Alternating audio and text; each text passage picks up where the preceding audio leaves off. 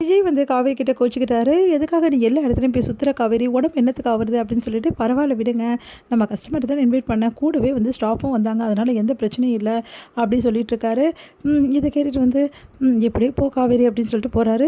"கண்டிப்பா ரிசல்ட் நல்லபடி தாங்க வரும்." அப்படின்னு சொல்லிட்டு காவேரியும் சொல்லிட்டுருக்காங்க. இங்க வந்து காவேரிக்கு வந்து வளகாப்புக்காக எல்லாருமே ஒருத்தரா வந்துட்டுருக்காங்க. எல்லாருமே இன்வைட் பண்ணதால, அவங்கள எல்லாருமே கவனிச்சுட்டுருக்காங்க. காவேரிக்கு வந்து சாரியோட ப்ளவுஸ் வந்து குடுத்தமே என்ன ஆச்சுன்னு தெரியலையா? அவங்க தச்சாங்களா என்னன்னு தெரியல. டைம் வேற ஆயிடுச்சு அப்படின்னு சொல்லிட்டு யோசனை பண்ணிட்டே இருந்தாங்க. அப்போ கரெக்ட்டா முத்துமலை வந்து சாரியோட ப்ளவுஸ் எடுத்து குடுக்குறாங்க.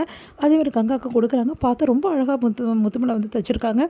"எந்த அளவு நல்லா தைக்கிறீங்க, எப்படிங்க?" அப்படின்னு சொல்லி சொன்னோன்னே, "இதில என்னம்மா இருக்கு?" அப்படின்றாங்க. "சரி எவ்வளோ ஆச்சு சொல்லுங்க, நான் குடுத்துட்றேன்." அப்படின்னா, "அதெல்லாம் ஒண்ணும் வேணாம்மா. உனக்கு நான் குடுத்த பரிசா இருக்கட்டும்." அப்படின்னு முத்துமலை சொல்றாங்க. அத கேட்டுட்டு, "இங்க பாருங்க, அப்படிலாம் எப்படிங்க? இதுக்காக தையக்கூலி குடுக்காம இருந்தா நல்லா இருக்குமா?" அப்படி சொல்லிட்டு சொல்றாங்க. "இங்க பாரும்மா, ஏன் உன் சித்தியா இருந்து கூட பார்க்க வேணாம். சாதாரணமா ஒரு கூட இருந்தவங்களா இருந்து கூட பண்ணக்கூடாதா நான் உதவி?" அப்படின்னு சொன்னோனே, சரின்னு காவேரி வந்து விட்டுடுறாங்க. அடுத்து வந்து எல்லாருமே ஒருத்தரா வர ஆரம்பிக்கிறாங்க. அப்போ முத்துமலர் ஃபேமிலி எல்லாருமே இங்கே வராங்க. அவங்கள பார்த்துட்டு சாரதா வந்து, "ஐய்யய்யோ! இவங்கள பார்த்து கேட்க போறாங்களே! என்ன பதில் சொல்றது?" அப்படி சொல்லிட்டு தவிச்சிட்டு இருக்காங்க. வரவங்கலாம், "இவங்க 2 ஃபேமிலி ஒண்ணாவா இருக்காங்க?" அப்படி சொல்லிட்டு பேசிக்கிறாங்க. அத கேட்டு சாரதா என்ன பண்ணுறது தெரியாம அப்படியே டென்ஷனா வராங்க. முத்துமலர் வந்து, "ஐய்யய்யோ! அக்கா என்ன கோவிச்சுக்க போறாங்களோ தெரியலையே!" அப்படின்னு சொல்லிட்டு யோசிச்சுட்டே இருக்காங்க.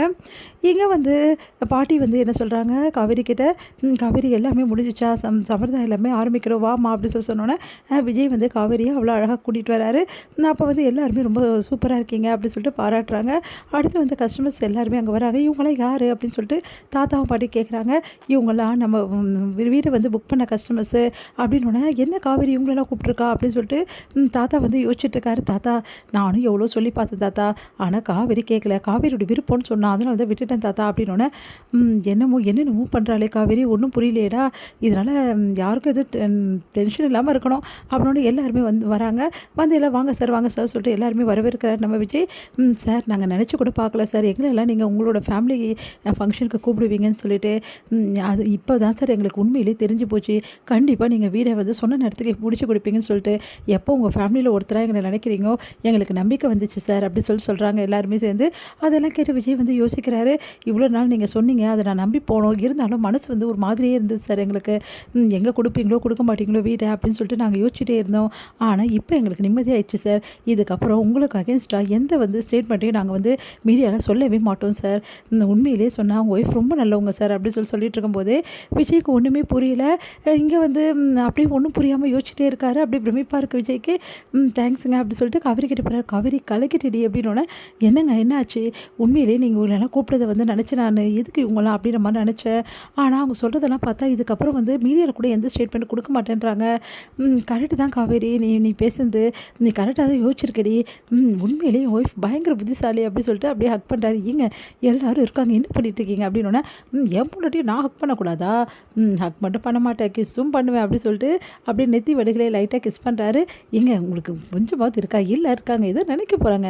என் பொண்டாட்டியை நான் பண்ணுறதுக்கு யார் என்ன நினைக்கிறா? என் பொண்டாட்டியை நான் கட்டி பிடிப்பேன், கிஸ் பண்ணுவேன்.